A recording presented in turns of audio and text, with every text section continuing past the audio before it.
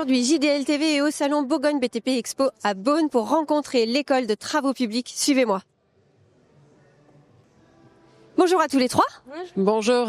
Caroline Petitjean, vous êtes responsable promotion de la formation à l'école de travaux publics en Bourgogne-Franche-Comté et vous êtes avec deux étudiants, Gaël et Benjamin. On reviendra vers vous dans quelques instants. Caroline Petitjean, est-ce que vous pouvez nous donner quelques informations sur la vocation de cette école des travaux publics ? L'école des travaux publics Bourgogne-Franche-Comté a été créée par les entreprises de travaux publics. Quels profils sont formés dans votre école ? On forme du CAP jusqu'au bachelor, 100% alternance. Donc BTS inclus vraiment tous les niveaux. Dès 15 ans, on peut commencer par un CAP ou un bac pro. Voilà. Et après, on continue BTS et bachelor. Quels sont les métiers qui sont appris dans votre école ? On commence par ouvrier quand on est CAP.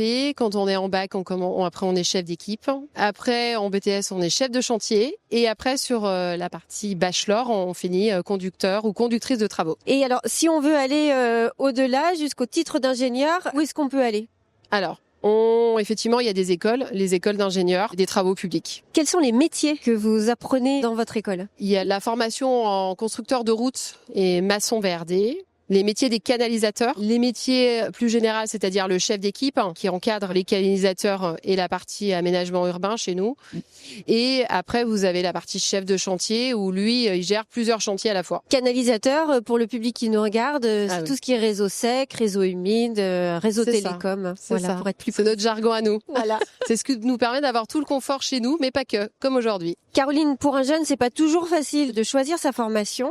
Alors, comment l'école de travaux publics les accompagne pour qu'ils choisissent la bonne filière, le bon métier pour eux ? Nous, notre objectif, c'est quand un jeune, il arrive chez nous, il a 15 ans, donc effectivement, il a pu avoir la chance de faire des stages dans une entreprise de travaux publics. Donc, il peut en faire en 3e, mais il peut en faire aussi en 4e. Des stages découvertes. Des stages découvertes qu'on fait dans les établissements scolaires auprès de son collège. Après, on a aussi, il faut le savoir, comme là, on est accompagné de nos BTS. Donc, nos BTS, ils n'ont pas forcément fait de stage en 3e dans les métiers des travaux publics. Des fois, ça peut être aussi des reconversions professionnelles chez nous, et Dieu merci, il y en a. À tout âge, on peut se former. C'est pas forcément de l'alternance, mais ce sera sur des contrats de professionnalisation. Après, ce qu'il est important pour nous, c'est de les sensibiliser en fait à la possibilité, à la poursuite d'études, pouvoir se former aussi en interne dans les entreprises de travaux publics, qui sont très ouvertes par rapport à ça. Nous, notre objectif, c'est de trouver le jeune et la bonne formation. C'est pour ça que chez nous, il y a des tests de positionnement qui sont obligatoires pour entrer dans notre établissement. Et aussi, il y a cette évolution qui est possible. C'est assez motivant en se disant, on va commencer par un bac pro, on va enchaîner et puis évoluer dans la hiérarchie et puis avoir d'autres métiers. Tout à fait. On a effectivement la possibilité d'évoluer très rapidement chez nous. Il suffit juste d'avoir de l'envie, mais je pense que c'est partout pareil. Nous, on peut les former en interne, bien sûr, par notre école, mais ils peuvent aussi faire des formations en interne dans l'entreprise via l'école des travaux publics. L'apprentissage, c'est au cœur de votre pédagogie à l'école des travaux publics. Alors, quels sont les avantages pour les jeunes qui s'engagent dans la filière ? La première pour moi, c'est qu'ils chercheront pas de travail derrière. La deuxième, c'est qu'il y a une vraie expertise en fait, c'est-à-dire que c'est du concret, c'est-à-dire que ce que vous voyez à l'école, vous le voyez dans l'entreprise. Et en plus, un gros avantage pour nos jeunes, c'est qu'ils ont quand même un salaire à la fin du mois. Alors Gaël, Benjamin, vous êtes tous les deux étudiants en BTS, géomètre. Vous avez presque 21 ans, Gaël. Pourquoi vous avez choisi ce métier de géomètre et la filière des travaux publics ? Parce que j'ai de la famille qui travaille dans le TP et je les ai beaucoup suivis sur le terrain. Et ça m'a énormément plu d'être sur le chantier. Et je voulais avoir aussi cette petite chose en plus, être dans le bureau d'études et finir le dossier sur l'ordinateur, le dessiner et le mettre en plan. Et chaque chantier a sa complexité et je trouve ça génial de voir plein de choses différentes sur chaque chantier. Les projets ne se ressemblent pas. Jamais, jamais. Benjamin, pourquoi les travaux publics et puis pourquoi géomètre ? Dans les travaux publics et à la fois la formation que je suis, il y a énormément d'avantages. On est en alternance, donc on a une rémunération qui est plutôt intéressante. Et ensuite, dans les entreprises d'ETP, ce qui m'a beaucoup intéressé, c'est la diversité de la pratique, des activités qu'on peut réaliser qui offrent différentes branches de possibilités dans le TP intéressantes et j'ai envie de dire presque dans la passion du métier. Tous les deux, vous avez effectivement choisi cette filière parce que c'est double environnement, extérieur sur les chantiers et puis du travail au bureau, beaucoup sur ordinateur, ça demande de la technicité. Il faut sûrement être bon en informatique, bon en mathématiques. Alors forcément, il y a des exigences du point de vue des logiciels qu'on utilise, Forcément, il faut avoir un certain niveau pour pouvoir utiliser les outils, mais ça reste accessible pour tout le monde. On n'a rien de non plus trop complexe du point de vue des logiciels qu'on utilise. Par exemple, certains logiciels comme AutoCAD sont relativement accessibles, donc ça reste quelque chose d'intéressant de ce point de vue-là. Il y a aussi les nouvelles technologies, j'imagine, type le drone.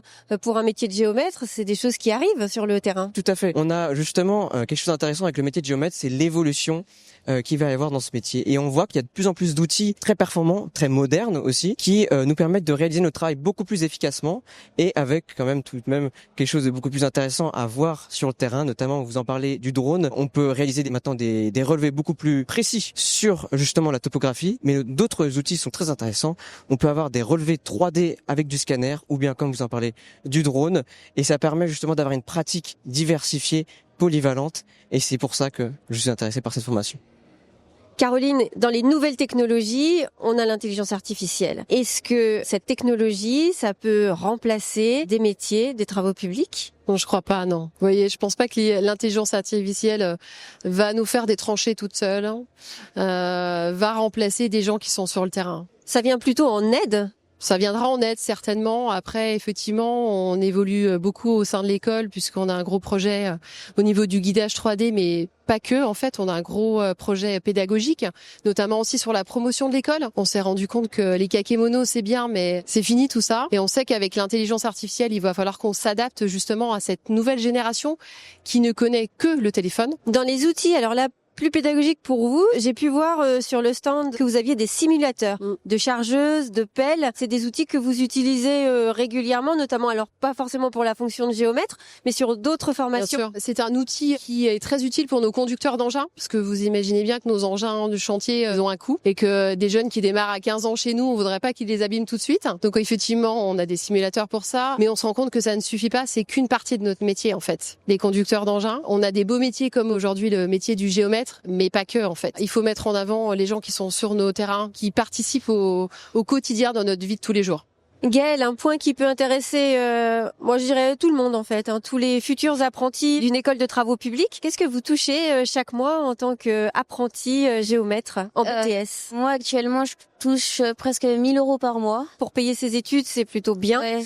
Ou quand on habite un peu plus loin, quand on a un appartement, c'est pas mal aussi. Ouais, ça paye vos frais de la vie étudiante. Chez nous, on fait partie des branches qui rémunèrent le mieux, donc on est à 40% du SMIC à partir de 15 ans, et on finit à 100% quand on a entre 26 et 29 ans, plus d'autres avantages qu'ont les entreprises de travaux publics. Gaëlle, quel argument vous donneriez aux jeunes qui nous regardent pour intégrer la filière des travaux publics ? Il faudrait qu'il aille faire des stages découvertes pour voir si le métier lui plaît ou pas, et que dans le métier des travaux publics, chaque personne peut avoir une évaluation qui peut aller du CAP on peut aller jusqu'à chef d'entreprise. Et c'est ça qui est beau. Donc on peut évoluer.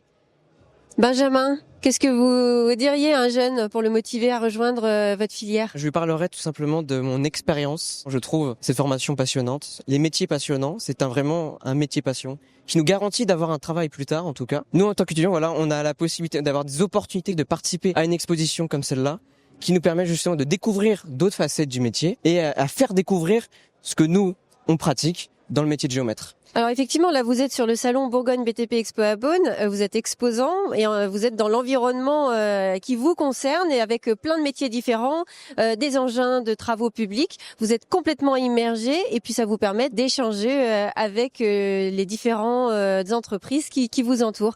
En tout cas, je vous remercie à tous les trois d'avoir répondu à nos questions pour JDL TV. Et puis moi je vous souhaite une bonne continuation et plein de réussite dans votre vie professionnelle dans les travaux publics.